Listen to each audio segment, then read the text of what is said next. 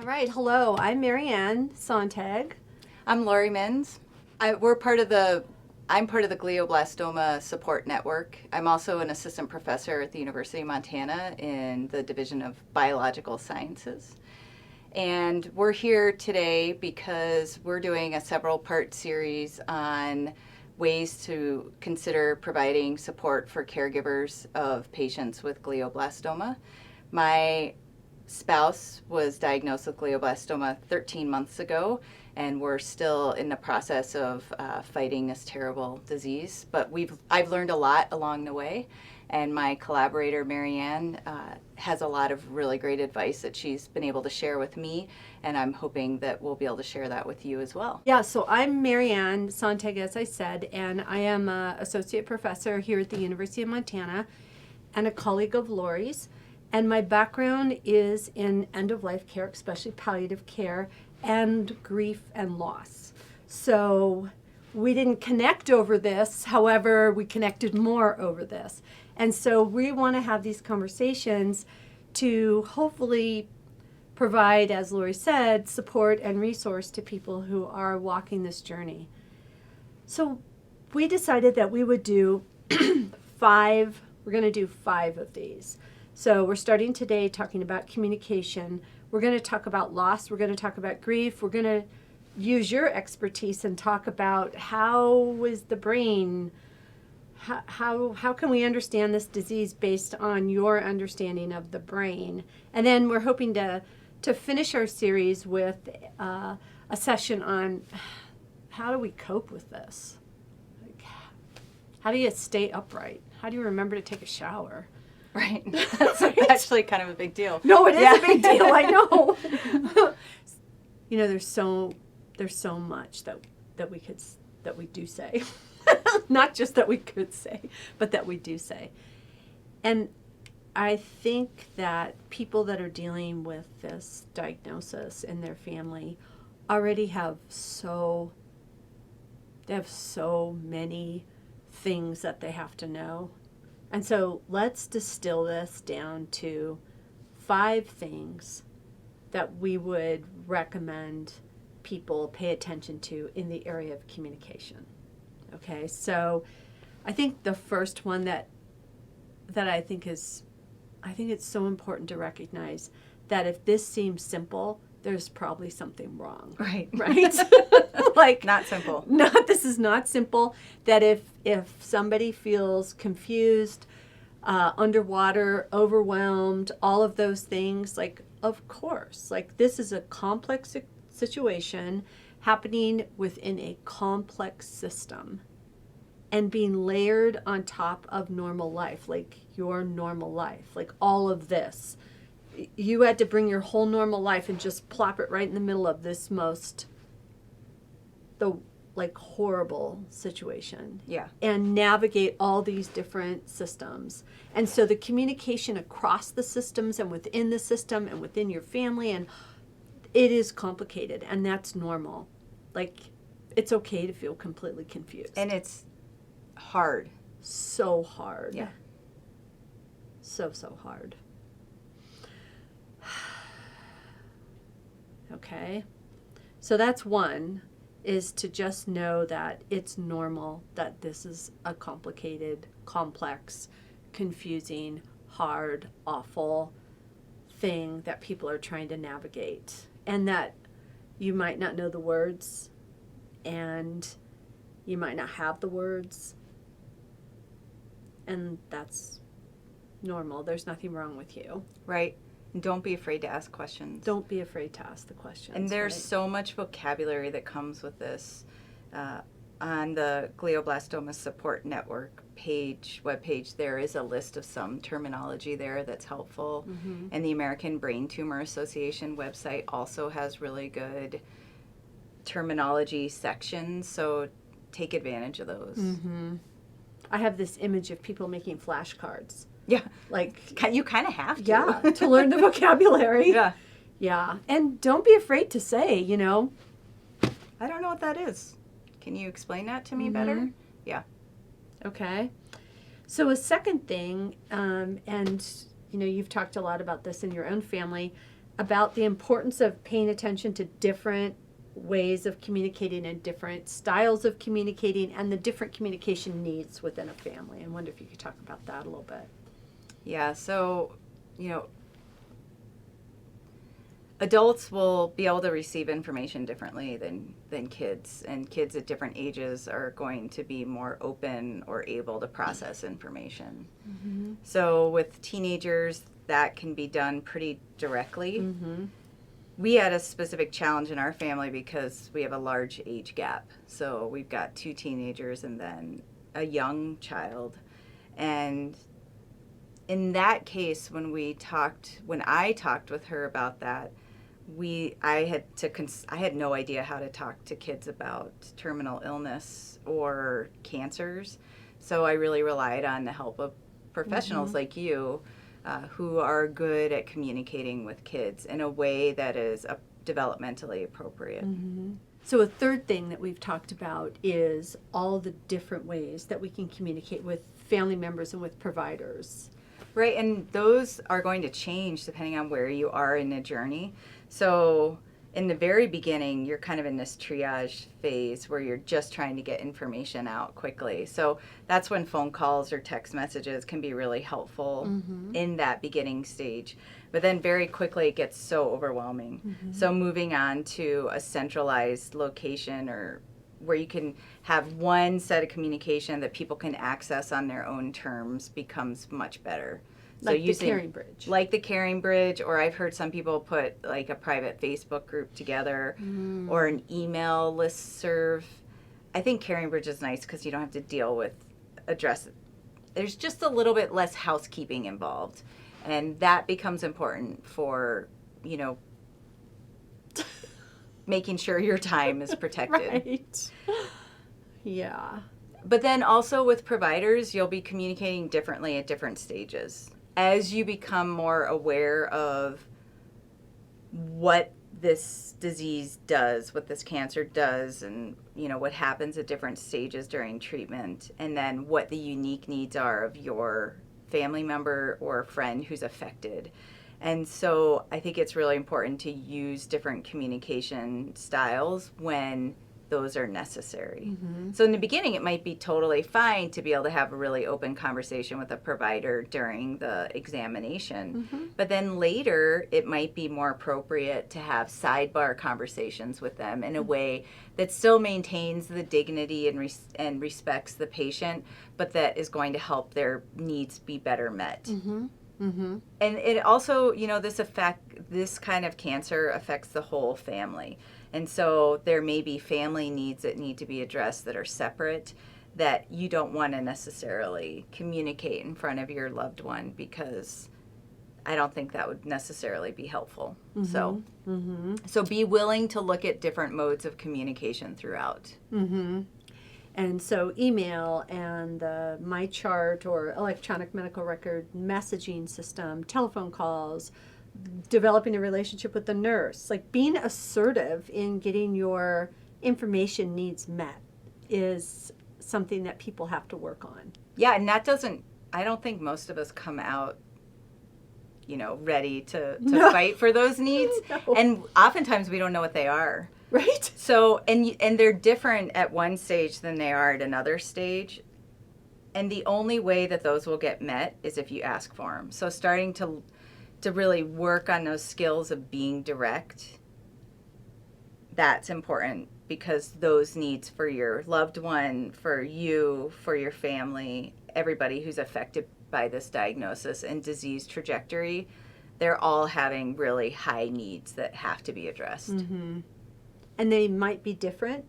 And what one person says they need this week, they might have a different opinion next week. So, right. That's that whole idea of like people being really thoughtful about how much information do they want, right? I mean, you wanted a lot of information. I love information. That's how I roll. But there are plenty of people who really don't want to know. And that's okay. And you can be the kind of person who doesn't really want to know, and then at some point you do want to know. Right. And so you can even, with your provider, say in the beginning of the appointment, this is a time where I need to know more. Or this is, I really, this week, need not to hear more bad news. Right. And Like, those are it's all okay. okay. Mm-hmm. And that sort of brings us around about being really clear about what your needs are and being very assertive about getting them met. Like, that's totally okay. You can't be the sort of the central spoke of this whole thing. What do they call it? The hub. You can't be Right. the hub if you don't take really good care of yourself. Yeah. Right? And get the information you need in order to be able to feed it to all the different spokes in that wheel. Because you really are. You're the hub. Yeah. You didn't want to. You didn't like sign up. Hey, I'd like to be the hub of a big giant wheel. I'd rather be the hub of a Ferris wheel because that's kind of fun. But I don't know that, this particular one where the spokes are starting to fail and that whole wheel's about to, collapse. Yeah. That is hard. Yeah. So when we talk about, communicating with providers, I think it's also important to ask questions about treatment plans and medications. So what would be to kind of develop a cost-benefit analysis for the patient, because there are every medication and every intervention that is done for a patient under any kind of medical circumstance comes with a potential cost. And I think it's important to ask those really hard questions of your loved one. What are they willing to put up with? What kinds of costs will they endure? Mm-hmm. And then also, what will the benefits be if that patient does this treatment or intervention versus not doing that intervention? Sort of the benefit and the burden of everything. And that everything does have a burden. And it's really important to know what it is. And it's okay to ask. Oh, it should be asked. And I didn't ask that very effectively in the beginning. I just want to make that point. It's like, we can be a really smart together person and something like this lands on us like a tsunami and you're just like sputtering. What? Yeah. Okay. Yeah. You just kind of feel like you're, like just moving from one part to the next and you have no idea really what's going on. No. So we would want to really encourage people, write down your questions. Google what kind of questions to ask. I mean, really create a list and then go in and ask them. Like, you can't make an informed decision without information. And sometimes it's hard because providers don't want to give you the negative side of things. Right. So you have to think about how would you approach the question. So one of the things I found was beneficial was to say, okay, so what would it look like if my husband did this versus what would it look like if they didn't do this? That way, they're really looking at what the outcome would be and how different it would be. Mm-hmm. So an example would be like doing the maintenance chemotherapy after radiation. And I'm not a medical doctor, so I can't make recommendations for that. But there are studies that show that the maintenance chemotherapy is most effective in the first 6 months after their typical standard of care, which is that chemo radiation combo. But then some patients really tolerate that chemotherapy really well and they take it and you don't even notice anything. Other patients, that chemotherapy makes them sleep for 20 hours a day, which really impacts their quality of life. And so asking those questions of the provider saying, my loved one seems really, really exhausted, like much more so than we thought. There are options there. They can reduce the dosing on the chemo.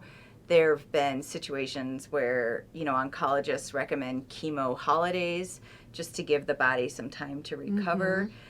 And you should ask those questions because not everybody responds the same way. And we're constantly asking ourselves, are we doing enough? Are we doing it the right way? Are we doing too much? Are we doing too much? And there actually is no answer to that. No. You just do the best you can. And I am certain that we're all doing the best we can. Right. And I think our point is just to give people ideas. We talked about how normal it is to have this be so confusing. We've talked about how it is appropriate and expected that within a family there's going to be different communication styles and different ways of taking in information. And we talked about how important it is to be willing to both spread information and receive information in different ways. That there are a lot of tools, communication tools at your disposal, at individuals' disposal, and that we should be willing to use them. We talked about how important it is to clearly identify needs and to go ahead and be assertive in getting the needs met, especially the need for information. It's really difficult to make informed decisions without information. And yet you don't know what you don't know. Right. So that brings us to the fifth thing that we wanted to say about how to manage communication around this whole diagnosis and life with glioblastoma. And that is to point out that this is not normal life, right? Not normal life. Like, this is not your normal life. And that means that you are attempting to do this normal life plus your whole new abnormal life without, it doesn't come with an instruction manual. Mm-mm. And so professionals can be really helpful. And I wonder if you could talk a little bit about that. Right. So I was pretty relieved when once he had had his surgery and we started to he became a patient of the cancer center. Within the cancer center, there's a dedicated social work staff. Mm-hmm. And the social workers help with everything from paperwork for disability, work-related documentation, and then also probably the biggest resource that I was able to access is the counseling services Mm-hmm. that come through. I've never done this before, and I've never had to figure out a way to lead my family through this really challenging situation. I've never had to talk to a 6-year-old about her dad's terminal illness. I don't know how to do that. I know how to do it now, sadly, but I didn't know how to do any of that. And so being able to talk with an expert that knows about things like the effects of terminal illnesses on family members and what to look out for and Mm-hmm. how to communicate with them, and also how to take care of myself. Mm-hmm. How important that is, and everybody talks about things like self-care, and I hate that it becomes this thing, but it's mostly like making sure that I'm healthy enough to take care of my family, and that Mm-hmm. means, mentally healthy enough too. Right. It's hard to talk to your spouse about how devastated you are that they're going to die of this illness, because they don't want to die and they don't want to leave you and the family. And so addressing those emotions becomes important too. Mm-hmm. And those are the conversations that can be difficult to have with our friends who we might talk to about much more, inconveniences, not Right. these big, life problems. Well, and you also get, when you talk with friends or other people, you always get platitudes. Well, at least, but, the look silver on the bright lining. side. And really, with this, there is no bright side. There is no silver lining. Yeah. No. And it actually becomes hurtful to hear that. Of course it does. So to be able to talk to somebody who knows how to talk about this trauma and can give you real suggestions about navigating that, about navigating communication, about navigating different aspects of the provider networks. I don't mean like whether they're in network or out, but the different roles that the providers have. Uh-huh. Learning how to figure out what your needs actually are so you Yeah. can ask to get those met. If you don't have somebody skilled who can help walk you through that and teach you those, then you really, I mean, in this situation, you feel like you're treading water anyway. But that just gives me a little bit of a lifeline to be able to hold on to so I can try to keep my family afloat too. It's like you have almost a tour guide. It's kind of sad, but yes. Yeah, somebody who's sort of making sure you know all the different, like, make sure look here. Mm-hmm. You might want to stop and have lunch here. Like, just, here's some phrases you might try with the locals. Yeah. Just having someone who's an insider but can also help you bridge that. You're the outsider, they're the insider. Bridge that world. And it is sad. It strangely normalizes it. In what way? Because you know that you're not alone in that journey. And so those struggles that you have, if you're working with a skilled counselor who has experience in this area, they are able to be that tour guide and help you learn to ask the questions and be on the lookout for things that you were so not aware of. Because you can't know what you don't know, right? Yeah, nobody, yeah. So you're doing all of this, normal life, new abnormal life, in the middle of a pandemic. Yeah, it's terrible. Like, not that there's a good time No. for anything like this to happen, but how has the pandemic made this So challenging. Boy, I have to say, not a typical, the age range for diagnosis with glioblastoma can happen in childhood, which is fairly rare. It's most common in people who are in their 50s or 60s, although it can happen in people who are younger. My husband is in his early 50s, so we're young enough that we have kids in the household.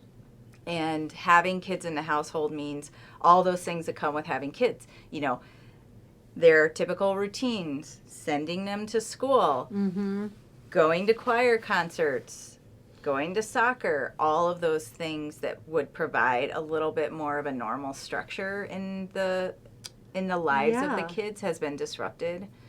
And so that has been, it really feels like you're in a pressure cooker.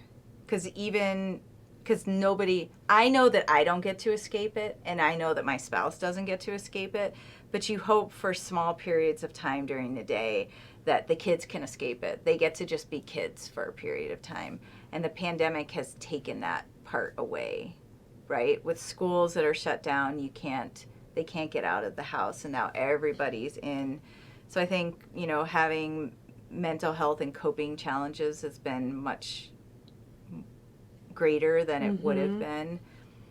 There are some, bright spots-ish. We've seen some of the doctor's appointments have been through telemedicine, which means we don't have to get in a car and drive and go to the hospital. Counseling has moved to telemedicine, which has its pros and cons, but I think it's just for anybody who's dealing with these kinds of medical issues in a pandemic, it's terrible. And you worry about, you can't get the kinds of respite from family and friends who visit because of quarantining. You worry constantly about getting sick, your loved one getting sick, or you getting sick. I mean, it's actually more terrifying to think that if I got sick, because as that hub, how's everything else going to happen? So those assertive communication styles have had to increase in order to protect our family. So what I'm struck with, though, is that you're able to identify, okay, so this diagnosis landed on normal life, which made normal life really hard. On the other hand, normal life provides routine and sort of just breaks that makes this new abnormal life not easy, but maybe less horrible. Right. So that routine is really important for coping. We should Oh, say yeah. that, right? And the pandemic has come along and disrupted the very fragile routine that keeps some semblance of normal life going for everybody, not just children, but all of you. So not only did a brain tumor disrupt normal life, now a pandemic has come in, and whatever normal life you're able to reconstruct after the brain tumor diagnosis, the pandemic has landed on top of that. Well, and I feel terrible for the people who've had to have their surgeries during the pandemic because they don't even get to be there to support their loved one. I mean, No. we were lucky in that sense that it happened pre-pandemic, so we could go into the hospital and support, Yeah. provide that kind of support. Right. So, And build the connection with the providers, communicate directly with the providers. And I'm struck with that you said lucky and talked about surgery for glioblastoma in the same sentence. I think optimism is an important skill to build. Yeah. Well, you have to be thankful for those little things even if you didn't think that they were there. Because people have it worse. People have it better. It's true. Yeah. I But know. In addition to our videos, we have resources that we're providing to accompany these videos, since we can't really, although we could talk for 5 hours. we can talk for 5 hours, but we won't put you through that. Right. Nobody would listen. So instead, we keep these short and provide resources. That's the idea. And we welcome comments, questions. Like we're part of your team. Yeah, and you're not alone. Not alone. Just feels that way sometimes. It does. And I even have Marianne as one of my great friends, but sometimes you feel like you're in this journey. Because actually, kind of are. Yeah. Like all people can do is, it's like you're on the river, and all we can do is stand on the bank and yell our support. But you still have to navigate the rapids. Yeah.